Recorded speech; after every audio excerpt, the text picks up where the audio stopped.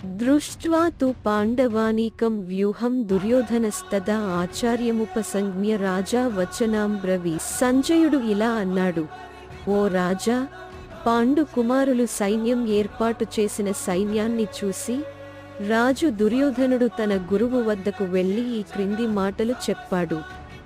ఉద్దేశ్యం: ధృతరాష్ట్రుడు పుట్టుకతోనే అంధుడు.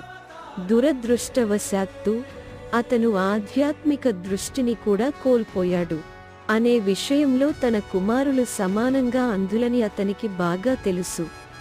మరియు వారు పుట్టినప్పటి నుండి భక్తిపరులైన పాండవులతో ఎప్పటికీ అవగాహనకు రాలేరని అతనికి ఖచ్చితంగా తెలుసు. దాని ప్రభావం గురించి అతనికి ఇంకా సందేహం ఉంది మరియు సంజయుడు యుద్ధభూమిలో పరిస్థితి గురించి అడగడంలో అతని ఉద్దేశ్యాన్ని అర్థం చేసుకోగలిగాడు. సంజయుడు నిరాశలో ఉన్న రాజును